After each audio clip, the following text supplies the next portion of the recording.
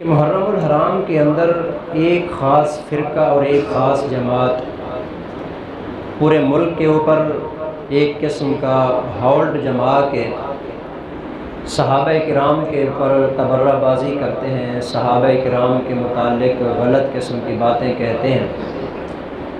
آپ نے کبھی سوچا بھی ہے ان کے مذہب کے بارے میں کہ یہ کیسا گندا اور غلیظ مذہب ہے؟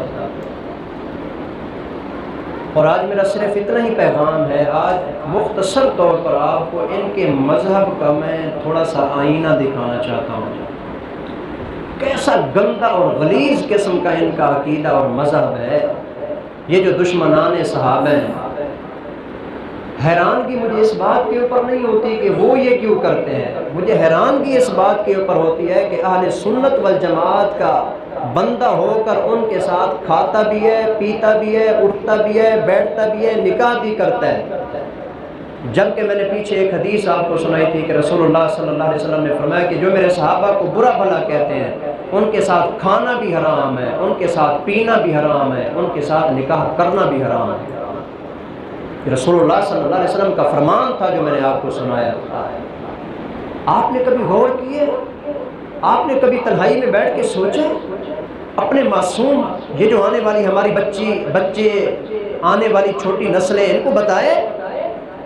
کہیں ایسا نہ ہو کہ یہ بھی جب بڑے ہو جائیں تو دیکھا دیکھی میڈیا کے ذریعے یا باہر ماحول اور معاشرے کو دیکھ کر ان کے ساتھ ملے ہوئے ہوں۔ نمبر ایک، سب سے بڑا ان کا جو عقیدہ ہے، سب سے بڑا عقیدہ، یہ شیعوں کے بارے میں بات کر رہا ہوں، اگر آپ میں سے کسی کو سمجھ نہیں آ رہی نا، دشمنان صحابہ، ان کا سب سے پہلا عقیدہ اور نظریہ یہ ہے۔ اس کے اوپر جو میں بات کرنے لگا ہوں دلیل کے ساتھ بات کروں گا، اور دلیل ایک بھی نہیں دوں گا، وقت نہیں ہے میرے پاس، زیادہ لمبی دلیلیں میں نہیں دوں گا، البتہ حوالہ دے دوں گا کہ میرے پاس اس کے اوپر کتنے دلائل ہیں۔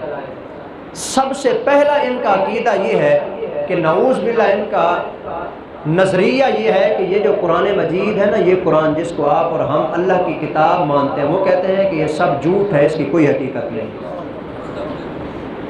اور آپ جانتے ہیں جو بندہ اس قرآن کی ایک آیت کا انکار کر دے وہ پرلے درجے کا کافر ہے۔ اگر آپ اس کو مسلمان مانتے ہیں تو مانیں، میں علی وجہ البصیرت، جس طرح کہ ابھی سورج نکلا ہوا ہے، مجھے یقین ہے جو قرآن کی ایک آیت کا منکر ہو، مجھے اس سے بھی زیادہ یقین ہے کہ وہ بندہ کافر ہے۔ قرآن کو بندہ نہ مانے پیچھے رہ کیا گیا جی۔ اور ان کا عقیدہ سنیے، ان ابی عبداللہ علیہ السلام وان عندنا مصحف فاطمہ، کہتے ہیں کہ ہمارے امام نے کہا ہے کہ ہمارے پاس جو قرآن ہے نا وہ قرآن ہے جو حضرت فاطمہ کا قرآن تھا۔ وما یدریہم ما مصحف فاطمہ، لوگوں کو کیا پتا کہ فاطمہ والا قرآن کون سا قرآن ہے؟ مصحف فاطمہ مصحف فیہ مثل قرآنکم ثلاث مرات، فاطمہ کا قرآن اتنا بڑا قرآن تھا، اس قرآن سے 3 گنا زیادہ بڑا تھا، جس کے اندر 17,000 آیات تھیں، اس کے اندر 6,000 کے قریب آیات ہیں، یعنی مطلب یہ ہے کہ 3 گنا قرآن وہ کہتے ہیں کہ نہیں ہے، بڑا قرآن تھا۔ واللہ ما فیہ من قرآنکم حرف واحد، اور اس بڑے قرآن کے اندر اس قرآن کا ایک حرف بھی نہیں ہے۔ مطلب یہ ہے کہ یہ قرآن جو ہے نا اس کا ایک حرف بھی ٹھیک نہیں ہے، کیونکہ اصل قرآن جو ہے وہ کہتے ہیں کہ امام کے پاس ہے، جو غار کے اندر بند ہوا پڑے، وہ نکلے گا تو اس کے پاس وہ قرآن ہوگا، 70 گز کے برابر وہ بڑا قرآن ہے، اور اس کے اندر بہت ساری اور بھی چیزیں ہیں جو اس قرآن پاک کے اندر نہیں ہیں۔ اور اس قرآن کے بارے میں ان کا نظریہ یہ ہے کہ اس قرآن کی کوئی حقیقت نہیں ہے، یہ نعوذ باللہ ابو بکر عمر عثمان کی بنائی ہوئی باتیں ہیں جس کو قرآن بنا دیا ہے۔ پہلا عقیدہ میں نے آپ کو بتایا، اس کے اوپر میرے پاس 40 سے زیادہ دلیلیں ہیں، 40 سے، میں نے لکھی ہیں باقاعدہ، میں نے یہاں پر ایک صرف آپ کو حوالہ دیے، اس کے علاوہ میں نے لکھی ہوئی ہیں، اگر کوئی ساتھی مجھ سے پوچھنا چاہتے ہیں میں اس کو باقاعدہ ان کی کتابوں کا حوالہ دے کے جو ہے نا بتاؤں گا، انہوں نے اپنی کتاب کے اندر یہ بات لکھی ہے جی۔ یہ اصول کافی کا حوالہ ہے جو میں نے آپ کو دیا ہے، اور ان کی سب سے معتبر ترین کتاب ہے جی۔ عقیدہ نمبر 1 وہ اس قرآن کو نہیں مانتے جی۔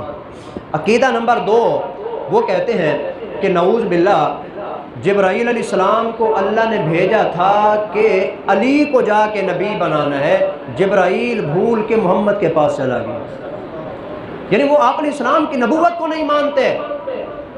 رسول اللہ صلی اللہ علیہ وسلم کو سچا نبی نہیں مانتے. یہ تو جبرائیل بھول کے حضور کے پاس چلا گیا تھا. اس نے تو اصل کے اندر اللہ کا حکم سمجھنا ہوتا, سمجھ کے جاتا تو علی کے پاس جاتا. بھولا ہے. گویا کہ نبی صلی اللہ علیہ وسلم کی یہ جو نبوت ہے یہ بھول کے ملی, حقیقتاً کوئی نبوت نہیں. اور ان کا عقیدہ ہے کہ ان کے جو امام ہے نا, ان کا درجہ رسول اللہ صلی اللہ علیہ وسلم سے بھی زیادہ ہے, بڑا درجہ ہے. ایک دوسرا عقیدہ ان کا یہ ہو گیا. اور تیسرا عقیدہ ان کا حضرت صحابہ اکرام کے بارے میں یہ ہے کہ نعوذ باللہ کہتے ہیں یہ جتنے بھی محمد صلی اللہ علیہ وسلم کے صحابہ تھے, ابو بکر تھے, عمر تھے, عثمان تھے, یا اس کے علاوہ باقی تمام صحابہ تھے, حضور کی وفات کے بعد یہ سارے کے سارے مرتد ہو گئے تھے. اور زندگی میں بھی کہتے ہیں کہ منافق تھے, زندگی کے اندر بھی منافق تھے. حضور کے بعد انہوں نے ارتداد اختیار کر لیا تھا, مرتد ہو گئے تھے, کافر ہو گئے تھے. اور صحابہ اکرام کے ایک بندہ کافر کہہ رہا ہے, ہمارے باپ کو کوئی بندہ کافر کہے, خدا کی قسم ہمیں اتنا غصہ ہے کہ ہم اس کی زبان گدی سے نکال کے کتوں کو ڈال دیں. اور یہ صحابہ اکرام کو کہتا رہے اور ہم کچھ نہ کہیں. سوچئے, غور کیجئے اس بات کے اوپر. میں آپ کو دعوت فکر دے رہا ہوں. صحابہ اکرام کے بارے میں برا بھلا کہتے ہیں. ان کی کتاب کا ایک حوالہ میں نے لکھا ہے, ابھی میرے پاس ٹائم نہیں ہے کہ میں آپ کو پڑھ کے سناؤں, نہیں تو انہوں نے لکھا ہے کہ ابو بکر, عمر, عثمان کو گالیاں دینے سے ثواب ملتا ہے, صحابہ کو گالیاں دینے سے, تبرہ کرنے سے, برا بھلا کہنے سے اجر ملتا ہے, ثواب ملتا ہے. یہ ان کا عقیدہ اور نظریہ ہے.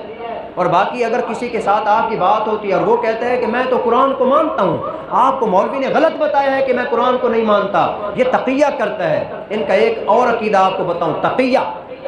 تقیہ کا مطلب یہ ہے کسی کے ساتھ دھوکہ کرنا, جھوٹ بولنا, فراڈ کرنا, اوپر بات اور کہنا, دل میں اور ہو, اس کو تقیہ کہا جاتا ہے, دھوکہ دینا کسی کو. ان کا عقیدہ یہ ہے کہ جو بندہ اس طرح کا تقیہ نہیں کرتا اس کا سرے سے ایمان ہی نہیں ہے. لا ایمان لمن لا تقیۃ لہ, لا دین لمن لا تقیۃ لہ. جو بندہ تقیہ نہیں کرتا اس کا ایمان ہی نہیں ہے. اس وجہ سے یہ ہمارے سامنے آتے ہیں تو جھوٹ بولتے ہیں جی کہ ہم قرآن کو مانتے ہیں, رسول اللہ صلی اللہ علیہ وسلم کو مانتے ہیں, کسی کو نہیں مانتے, جھوٹ بولتے ہیں جی. یہ تو ان کے وہ عقائد ہیں مختصر طور پر جو میں نے آپ کو بتائے ہیں.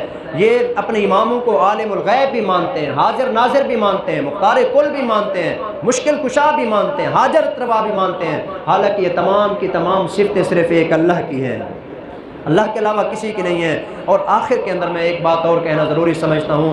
یہ تو میں نے مختصر ان کا تعارف بتایا آپ کو کہ ان کا نظریہ اور عقیدہ کیا ہے جی. اور دوسرا یہ ہے کہ یہ مذہب انتہائی بے غیرت ترین مذہب ہے, بدترین قسم کا مذہب ہے. اس دنیا کے اندر جتنے بھی مذاہب اور فرقے ہیں نا, ان میں سب سے بے غیرت ترین اگر کوئی فرقہ ہے تو وہ یہی ہے جی. میں دلیل آپ کو اس کے اوپر دینا چاہتا ہوں جی. ایک ان کا عقیدہ ہے جی متع. اس کے اوپر بہت ساری میں نے کتابوں کے حوالے لکھے ہیں جی. میں مختصر طور پر آپ کو جو ہے نا اس کے ایک دو حوالے دینا چاہتا ہوں. متع کا مطلب کیا ہے؟ متع کا مطلب یہ ہے کہ کوئی آدمی کسی عورت کو 100 روپیہ, 200 روپیہ, 500 روپیہ, جتنا مرضی ہے, جتنا ایک طے ہو جاتا ہے. جس طرح کوئی چیز خریدتے نہیں ہیں دکان کے اوپر جا کے, ایسے ہی جا کے خریدنا ہے. کسی عورت کو کتنے پیسے دے دیتا ہے اور کہتا ہے کہ 2 گھنٹے کے لیے, 4 گھنٹے کے لیے, 10 گھنٹے کے لیے, یا 1 دن کے لیے, یا 2 دن کے لیے. وقت بھی طے ہے, پیسے بھی طے ہیں. اتنے وقت کے لیے تو اپنا وجود مجھے دے دے, میں تجھے اتنا پیسے دوں گا جی. یعنی زنا کی دوسری صورت ہے, زنا کی جی.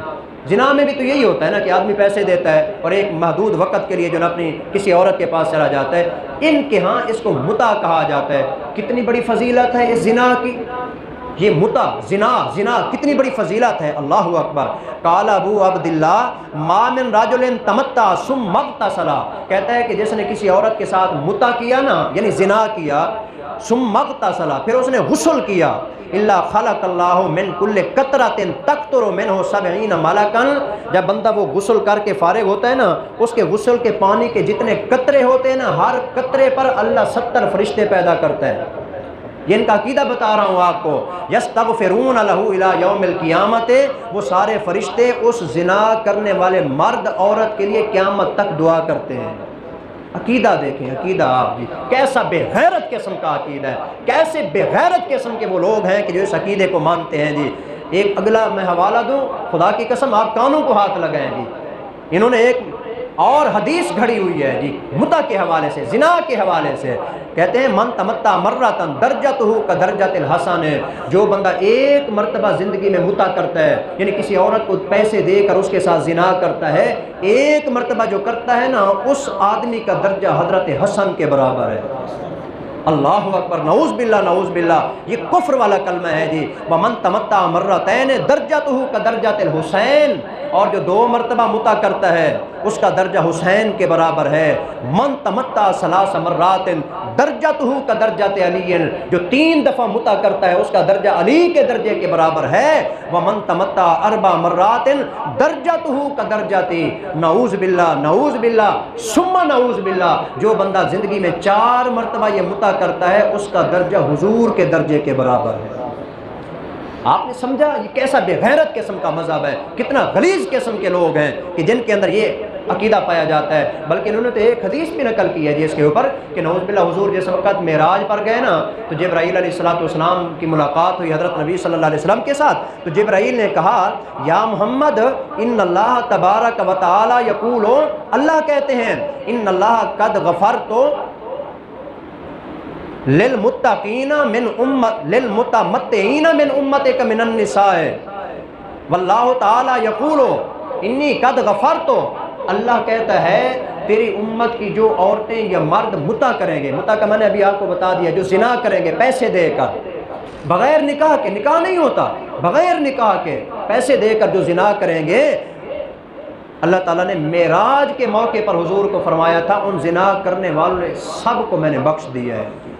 یعنی حضور علیہ السلام معراج سے جو قرآن لے کر آئے تھے، نماز لے کر آئے تھے، دین کی باتیں لے کر آئے تھے، ان بدبختوں نے یہ کہہ دیا کہ حضور تو وہاں سے زنا کا پیغام لے کے آئے، یعنی جو زنا کرے گا اس کو بخش دیا جائے گا۔ تو یہ ان کا عقیدہ ہے۔ صحابہ کے بارے میں تبرہ بازی کرتے ہیں۔ آپ کے بارے میں کیا کہتے ہیں حوالہ دوں؟ آپ کے بارے میں کہتے ہیں، مسلمانوں کے بارے میں اہل سنت والجماعت، یعنی جو شیعہ مذہب کا نہیں ہے نا، اہل سنت والجماعت کو مانتا ہے، ابو بکر کو صحابی مانتا ہے، عمر کو صحابی مانتا ہے، علی کو صحابی مانتا ہے، عثمان کو صحابی مانتا ہے، حضرات صحابہ کرام کو مسلمان مانتا ہے، قرآن کو اللہ کی کتاب مانتا ہے، جس کا یہ عقیدہ ہے وہ اہل سنت والجماعت۔ اس کے بارے میں انہوں نے لکھا ہے کہ جس آدمی کا یہ عقیدہ ہو اس کا درجہ ایسے ہے جیسے دنیا کا وہ